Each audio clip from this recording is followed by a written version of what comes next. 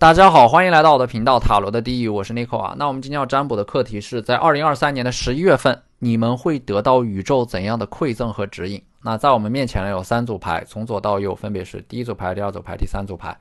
大家可以根据自己的直觉选择和你们连接最紧密的一组牌。稍后的话我会做出一个解读。那么大家在选牌的过程当中，可以在弹幕上打出领取好运来领取你们的专属好运。好，那我们现在可以开始选牌了。大家好，欢迎来到第一组牌啊。第一组牌，首先11月份权杖骑士和太阳牌的话呢，我觉得这组牌11月份可能是高歌猛进的一个月啊，它适合大快猛干。11月份会出一些成绩啊，你们的行动可能立刻就能得到回馈啊，高歌猛进的感觉啊。就这2张牌，但是也不是让你们什么都去做，而是有选择的去做。如果有些事情你在做的过程当中遇到了很多的阻力，一波三折，那就放弃。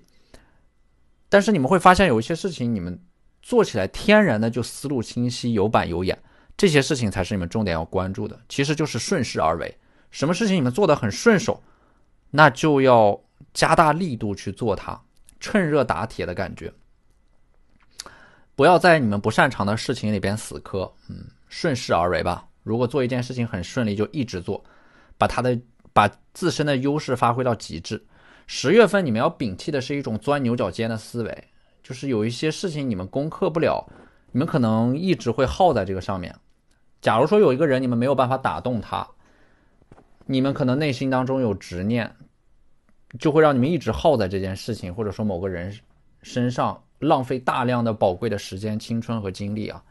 权杖5它其实就是一种混沌和混乱啊，就11月份可能会有很多事情都汇聚到一起了。如果你们想追求成绩的话呢，11月份可能也是忙到爆炸的一个月份啊。权杖5就是说有各种各样的消息纷至沓来，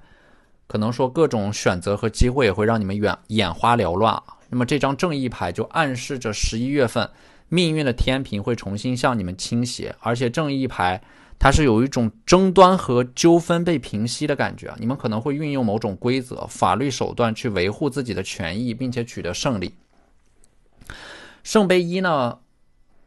它就是依靠你们自身对于未来的想象和期待所驱动而做出的一些决定。圣杯的话，你们一定要给自己的人生设定一些目标吧。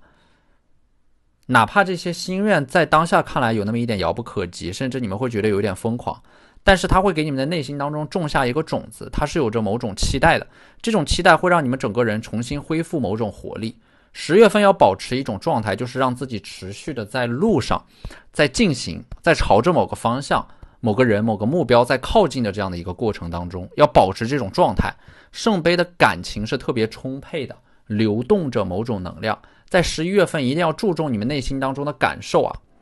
它会给到你们指引和人生的方向，远离那些让你们感受不好的人和事，你们会重新的感受到生活当中的美好，或者说有选择性的去看到那些美好的人事物。你们可能之前刻意的切断了自己的感受，让自己生活在某种机械式的模式当中。当你们想要切断这种感受的时候，你们也失去了感受幸福的能力。所以说11月份会重新恢复对于事物的感受，重新恢复对于一个人、对于一个事情建立深度关系的能力。因为一切的美好它其实本质上都是深度关系的产物，这种深度关系一定是要依靠你们的感受才能够产生的。有的时候你们可能会觉得感受会给你们带来精神内耗，但是实际上感受也会给你们带来很多的美好。10月份的话呢，所以说10月份啊，这张圣杯呢，就是重新注重你们内在的感觉，而不是被理性的思维所束缚。你们之前可能经历了一段时间，就是过度的功利主义，开始变得事事都权衡利弊，但是你们会发现这样的你们并不会快乐。有的时候并不是权衡利弊之下的最优结果才能让你们快乐。虽然权衡利弊能带来利益最大化，但是好像你们会发现自己变得越来越不快乐了。所以说圣杯就是放下那种事事都追求一个最优解的执念，享受当下，尊重当下，快乐的、知足的，就是带来的那种快乐和知足的感受，才能够让你们重新得到幸福。要让自己活在感觉当中啊，这就是这张牌想要告诉你们的。这张世界牌 World， 11月份可能有人会出一趟远门啊，说走就走的旅行，体验到巨大的自由，通过逃离现有的生活，对抗那种机械的不断重复的人生。其实你们是这个光怪陆离的世界里边的温柔的反叛者啊。世界牌也暗示着在11月份有一个对你们很重要的事情在11月份会收尾，会圆满的完成一件事情啊。这个世界牌呢，你们可能正在逐渐的活成自己想要的那种样子，但是在这个过程当中吃了很多的苦，有很多的挫折和诱惑，在这个过程当中可能会走一些弯路啊，但是你们似乎并没有改变。这张世界牌我看到了一种理想主义啊，即使阻力重重，你们也依然在变成那个理想当中的自我。即使在这个过程当中有很多人劝你们妥协，但是你们在你们的世界里边其实没有屈服的，就是你们一直在带着某种勇敢去打破那种世俗的观念和枷锁，有一种很叛逆的能量在里边。但是有的时候往往叛逆的才是伟大的。所以世界牌你们是能成大事的啊！11月份可能是一个很微妙的转折点。星币4的话，11月份会有一个整理的过程吧，重新整理自己的财富、人际关系，回收自己的能量，合理的运用金钱，运用资源，保护好自己的财富。11月份即使很忙，也要抽出时间休息啊，把能量回收到自己的身上，就是不要让自己连轴转。我觉得这个能量的回收呢，就是说不要把你们的时间都追求那些宏大的东西，比如说荣誉啊、名利啊、爱情啊，尝试着让自己做一些小事，比如整理房间、打扫卫生，认真的享受一个热水澡，或者说找一个很智慧的人开启交流，让自己放松下来。因为我们总是会天生向往那些宏大的东西，比如说荣誉、名利和爱情，但是往往会忽略了琐碎的生活当中也有很多值得我们体验和感受的美好啊。当然不是说不追求那些宏大的东西啊，只不过这种追求它可能不容易在短期得到快乐，它是一个很长期主义的东西。所以说你们做的这些小事啊，感受到的这些小事能够让你们得到立刻的得到快乐和幸福，那为什么不去做呢？两者都应该有，不要极端的让自己进入到某一种偏执的生活当中，要保持一种平衡。圣杯侍卫呢，它其实代表的是一种幸运的光环啊。如果说11月份有一些考试的话，你们会有惊无险的通过，命运会给你们一些帮助你们通过一些考试、竞争、选拔，得到应有的名次和回报。甚至有的人在11月份会超常发挥，进入到一种心流的状态里边，就是你们能够全身心的沉浸和投入在一件事情当中，废寝忘食，但是进步神速。圣杯侍卫也是告诉你们要保持好奇心，你们的好奇心会给你们的人生解锁很多新的支线。圣杯10呢，我觉得11月份可能会有一个朋友啊、大型的聚会啊、亲人团聚的信息会出现啊，会参加到一个很热闹的活动和场合里边，感受到那种热烈的氛围啊。而圣杯8呢，就是你们在默默的酝酿着什么的感觉，深夜可能会做出一个巨大的决定啊，或者说你们命运的齿轮可能在11月份已经开始悄悄的转动了。吊人的话呢，就是说你们已经下定了决心去做一件事情，但是吊人的话会感觉自己被困住了，有被什么东西给束缚的感觉。就是11月份你们会开始去尝试着摆脱这种束缚和枷锁。星币女皇会坚持做一件事情啊，就11月份它是一种宁静专注、向往简单的状态啊，相信缓慢平和、细水长流的力量会给你们带来长期的回报。而且星币女皇在你们坚持做某件事情的过程当中，你们会找到一种乐趣。如果你们纯粹靠意志力长期的做某件事情，那么你们的计划必然会失败，因为这种意志力它是会被消耗的。能长久的坚持做某件事情，多半是因为热爱、擅长和有意义这三者的结合。你们在11月份会找到这样的一个微妙的平衡点。好，那这就是我们这期视频的全部内容了，非常感谢大家的收看。如果你觉得我的视频对你们有帮助的话，可以在我的视频下方留言点赞，或者你们的支持就是我最大的动力。那我们下期视频再见，拜拜。大家好，欢迎来到第二组牌啊。第二组牌我们首先抽到的这张审判牌的话，它应该是会有大事发生的，可能会有一个呼之欲出的东西改变你们的命运。就11月份如果抽到了审判，一般是命运的齿轮开始转动的一个信号啊，可能会有一个比较大的合作啊、项目或者说机会突然的出现。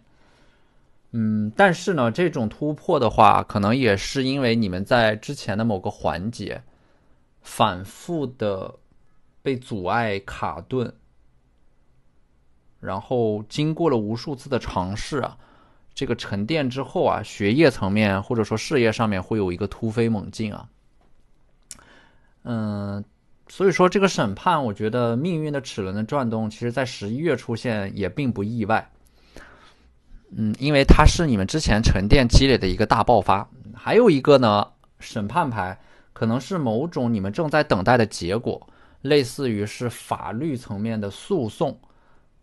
这种比较正式的审判，它会在11月份出结果，而且这个结果对你们是有利的。权杖9的话呢，它其实是一个整顿的阶段吧，整理的阶段啊。就之前你们一些事情冲得太猛太着急，反而欲速则不达，因为你们内心当中的执念可能做了一些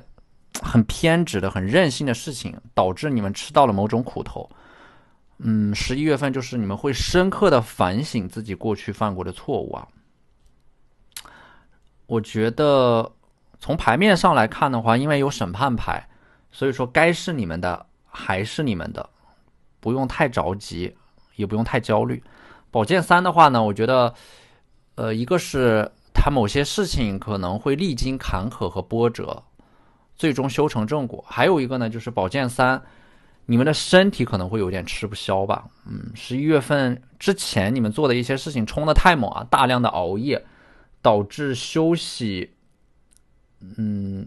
导致睡眠出现了一些问题，可能会给你们的心脏造成某种负担，会有微微的不适，或者说内在的自身精神层面的焦虑，导致肠胃出现了一些问题，这些都是你们需要注意的。11月份身体健康，一定要作息的规律的作息，健康的饮食，定期的去检查自己的身体。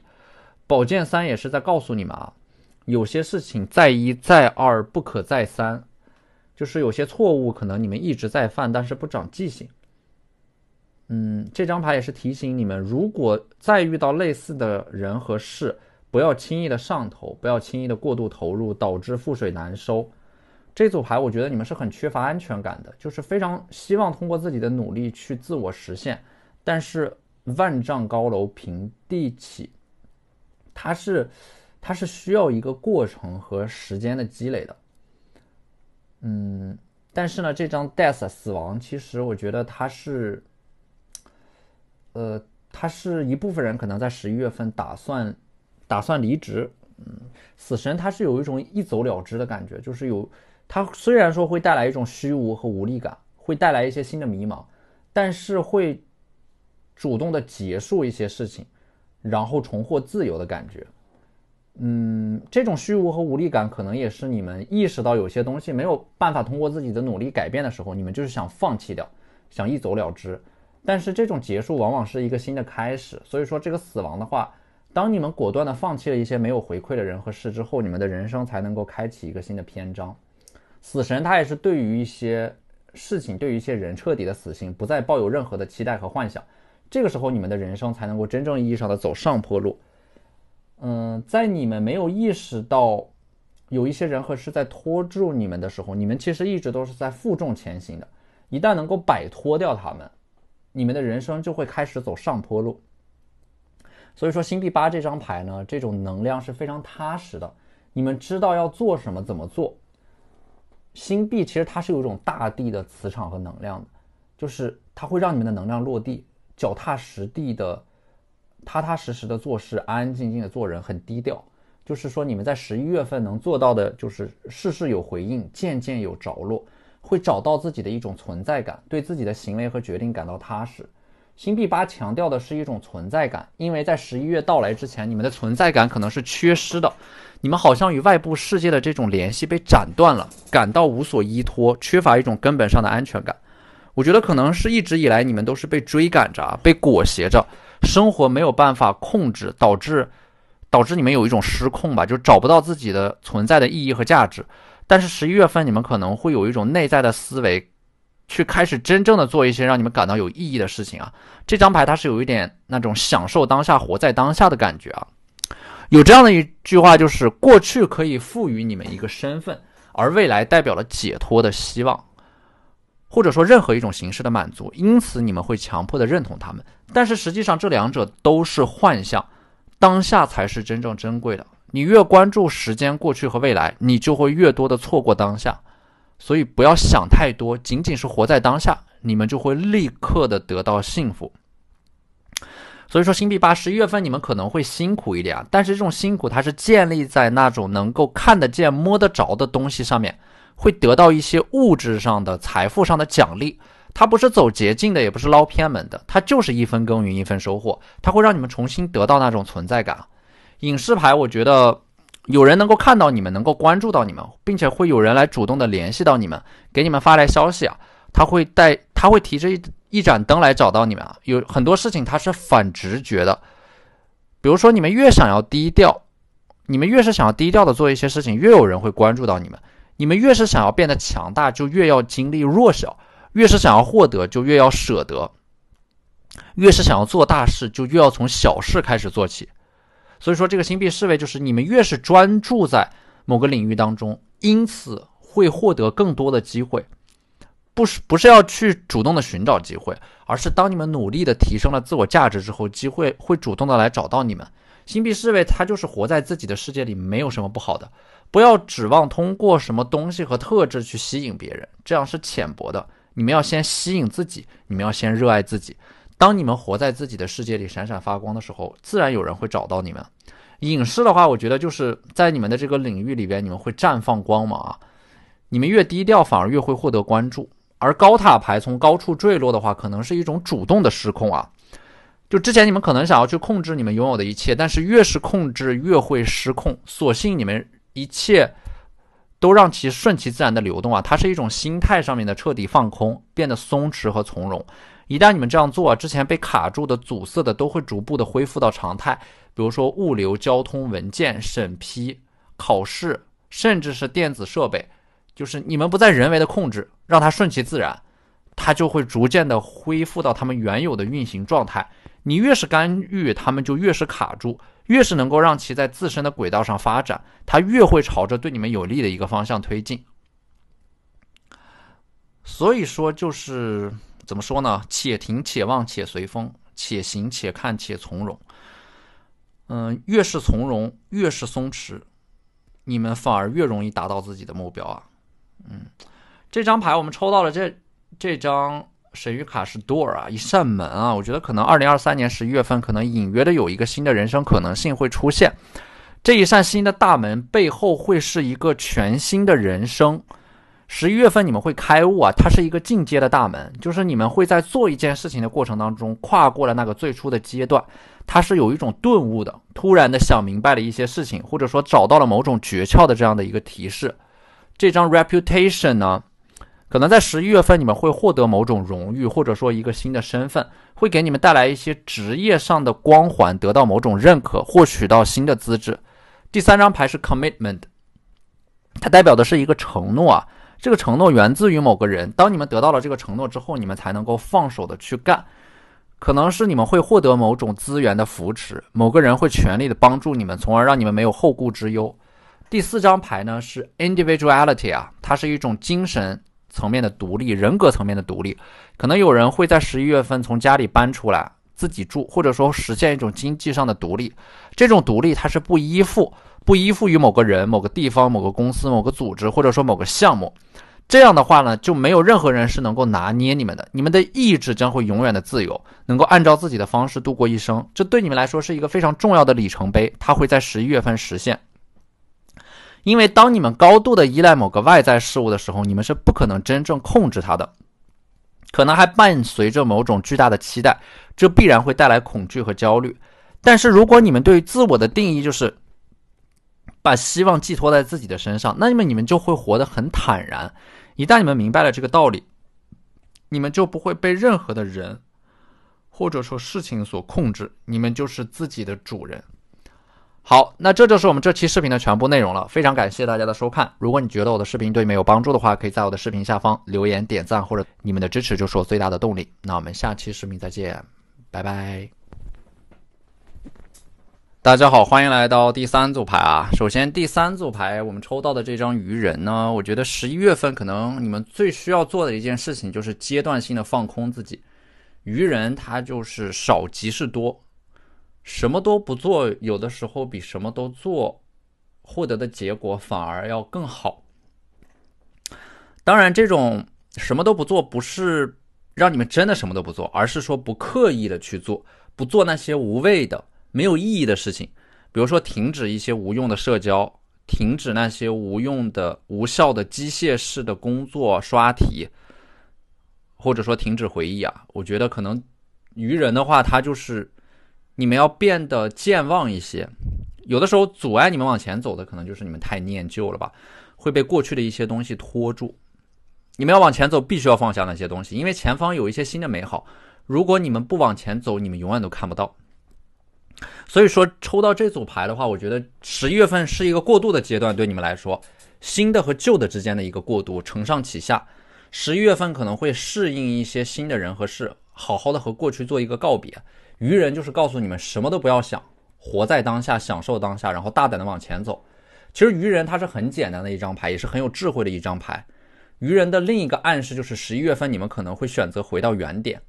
之前你们也许去了很多地方，经历了很多的人和事，体验了很多种不同层面的人生和身份。这个时候的你们可能就想要返璞归真，回到原点，回到最原始最开始的那个地方。愚人牌过一种简单的生活。11月份会坚定的做一个减法，或者说你们不想那么麻烦了。第二张牌是星币五啊，这张牌给我的感觉就是第一眼的感觉就是有一个人会和你们相依为命，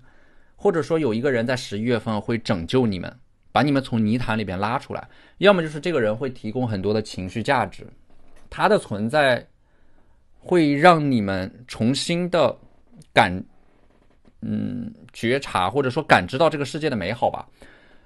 而且这张牌我觉得它是一种深度的人际关系，和某个人建立这种非常深度的关系，这会非常重要，因为你们和这个世界的联系决定了你们是否继续拥有往前走的勇气。那么星币六呢，我觉得可能11月份还会有一个很重要的交易会达成啊，会花一笔钱，但是这笔钱会花得很值，要么就是合伙去做一些事情。星币六和星币五的话，我觉得你们的生活重新开始流动起来，是因为你们重新和这个世界建立了某种连接，这种社交事业层面的合作会增加，它是一个好的信号，代表的是你们会打开自己，而不是把自己封闭在一个狭小的精神世界里边，重新接纳。星币六还有一个暗示就是可能11月份会有人给到你们一笔钱，或者说一笔资源，让你们去做一些事情，你们手上的这种可分配可调度的资源也会增加，可能还会对自己有一个投资吧，把钱花在刀刃上的这种感觉。宝剑八呢，这张牌我的感觉就是你们好像是带着镣铐在跳舞一样，就是有很多现实层面的阻力让你们动弹不得，但是你们还是想要强烈的渴望着去做一点什么。就这组牌的你们有着很强烈的心气，没有认命也没有甘于平庸，而是依然在追求自己理想当中，在坚持着一些事情啊。可能你们身边的人都躺平了，或者说身边的人都逐渐的被腐化，失去了理想，但是你们身上还是有着那种骄傲的，不甘于平庸，想要做一点什么，想要去改变什么，想要去实现什么。身体可能会很疲惫，就是身体有某种阻力，或者说现实不允许，但是呢你们依然会去坚持，因为11月份它是一个承上启下的月份，会有一些新的东西冲刷旧的阻力，或者说你们会改变自己原有的那种生活的模式，做事情的方式。那么这个时候可能就会出现一个这种事情会有一个阶段性的突破和里程碑式的结果，就类似于你们在11月份会有一些新的想法，当你们把这个新的想法付诸于行动和实践的时候，它会给到你们超预期的回馈。星币九这张牌呢，我觉得它其实是你们内心当中的愿望，你们的祈祷，包括你们的真心，都会在11月份得到回应。就是它其实象征的是一种转瞬即逝的美好，它会在11月份出现。11月份你们做的事情可能会有一个阶段性的突破和里程碑式的结果，而且呢这张星币9啊，我觉得它是有一些很美好的人和事，会给到你们继续往前走的勇气和动力。并且呢，一旦当你们接收到了这种正向的积极的反馈啊，你们就会形成一个正循环，会忘掉抑郁，整个人会被自身的这种行动所治愈啊。所以11月份我觉得可能你们要做的就是想的少一点，做的多一点。King of Swords 宝剑国王啊，我觉得11月份可能会确立一个新的目标吧，这个新的目标会给生活带来新的期待。但是呢，我觉得这组牌的话，它其实是在提醒你嘛，就当你们确立了一个目标、一件事情之后，不要像以前那样把自己所有的人生全部都压注在这件事情上面，就是期望这件事情能够给你们带来某种翻天覆地的转变。就是你们的期待太高，会让你们整个人在精神上很疲惫，有很大的精神内耗。所以说这张牌就是告诉你们，全身心的毫无保留的去做一件事情的过程当中，去享受过程，去追随你们的心。但是呢，结果这件事情顺其自然就好了。就追逐一个东西的时候，它不一定是非常痛苦的，你们可以很轻松的一边去追逐它，一边去享受生活，去享受一些生活当中简单的美好。只有这种方式它才是可持续的。如果你们对一件事情期待太高，很有可能会半途而废，因为你们太急切的想要一个结果，反而会欲速则不达。命运之轮这张牌呢，我觉得在11月份你们的命运之轮会重新转动，会给你们重新洗牌和抽牌。你们的人生可能在迎来了一个极致的混乱之后啊，有一个向上生长的阶梯会出现。命运之轮它还有一种生命能量的恢复啊，就是从某种低谷当中走出来，极致的反弹。包括你们的人生观、价值观可能都会有一种改变啊，不再去追求某种极致的生活，而是能够活在当下，享受生命当中的一些美好的小事啊。所以这张牌我的感觉就是你们已经到了一个知天命的阶段了，你们能够通过命运之轮看到自己的命运，知道自己做什么，能做什么，不能做什么，你们会对自己有一个更清晰的定位，它更像是你们看到了自己的命运，从而整个人变得更加松弛和从容，它是有一种大智慧在里边的。所以说11月份你们会看清楚一些人和事，也看清楚自己，尤其是自己内心当中真正想要的是什么。向外张望的人都在做梦，只有向内自省的人才是清醒的。多花一点时间和自己相处，看清楚自己内心当中真正的渴望。权杖国王的话，我觉得是当你们看清了自己的命运之后啊，你们内心当中并没有感到悲凉，就是你们并不觉得这个命运的剧本它是不好的。相反，当你们看清了命运之后，反而内心当中会升腾起一团新的火焰，就有一点像是那种重新找到一种活下去的勇气啊。我觉得这组牌的话，可能就是抽到这组牌的你们之前可能一直在和生活当中那种虚无做对抗吧，可能还经历过某种抑郁，在黑暗当中孤独的战斗了很久啊。权杖国王就是在11月份你们会重新找到活下去的意义，会重新感受到生命当中的那种美好，走出阴霾啊。这组牌我觉得不是说在现实层面上真正要实现什么，而是你们更清楚自己到底想要的是什么，会找到一种继续往前走的勇气啊。在经历了一些事情之后，你们会有一个大彻大悟的过程啊，整个人从中顿悟，智慧来到了一个全新的阶段，找到了一种全新的生活方式，变得更加接纳自己，变得更加自洽了。那么这张 Taurus I have 啊，金牛座的话，我觉得它是一种积累吧，这种积累是无意识的，就是你们在做一件事情的过程当中啊，可能你们并不会享受，或者说并不会想着它会给你带来怎样的好处，更多的是你们就是享受在做这件事情的过程，在做它的时候你们就在不断的积累啊。金牛它是一种韧劲的埋头肯干的感觉，会把自己的希望寄托于行动当中，而不是那些虚无缥缈的空想，那些海市蜃楼的幻象。金牛的话，我觉得可能你们在11月份还会自己动手去做一些很精致的东西，自己 DIY， 自己设计，自己拼接，通过手工制作创造来感受到那种愉悦和快乐，就是会把时间浪费在你们喜欢的事情上面。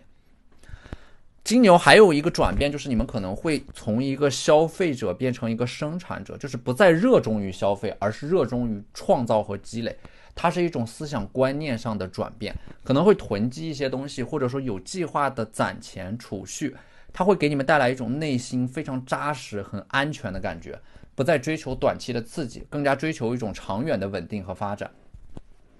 水瓶座呢，Aquarius I know 啊，我觉得11月份你们可能会读一本好书，学习一个新的行业和领域，或者说学习一门新的技能啊。火元素这张牌它是一种渴望 desire， 我觉得这张牌代表的是11月份你们会被你们自身的某种欲望会得到响应、回馈和满足。这种欲望它会转变成为一种自律啊，这种自律可能就是你们的大欲望会压制自己的小欲望，会通过利益、欲望还有沉浸式的那种热爱驱动，实现长期的可持续的自律。我觉得这张牌代表的是11月份啊，你们可能会对一些事情重新唤起一种全新的热情。就之前你们在一些事情当中消耗了这种热情，但是沉寂了一段时间之后，这种热情会重新被唤醒，你们有了新的期待。然后这张 Leo I will 啊，就是说狮子座它带来的是一种积极的自我暗示，因为你们的灵魂可能在某个荒芜的地方搁浅，等待着救赎啊。这张牌就是你们沉睡的某种东西会重新的被唤醒，让自己重新的振作起来。就是你们会发现你们依然是有着某种未经世俗污染的生命力的。这种强烈的自我意识和舍我其谁的霸气会在11月份让你们拿回本来就属于自己的东西，重新找到自己人生的方向啊。其实你们在经历了一些事情之后，你们可能感觉自己没有变，但是其实你们已经换了一个人了，你们已经悄悄的变成了一个全新的自己啊。就是11月份你们会变得更加的主动的去争取一些自己的利益和荣誉。我觉得这张狮子座可能最大的改变就是你们内心、你们的精神内核会有一种强烈的配得感，你们会认为自己值得一些东西，值得某种美好的生活，并为此而努力的去改变。通过你们自身的行动，生活就真的会一点点的往一个好的方向上去发展。因为真实的灵魂自有引力，当你们真切的渴望的时候，整个宇宙都会来帮助你们。好，那这就是我们这期视频的全部内容了，非常感谢大家的收看。如果你觉得我的视频对你们有帮助的话，可以在我的视频下方留言点赞，或者你们的支持就是最大的动力。那我们下期视频再见，拜拜。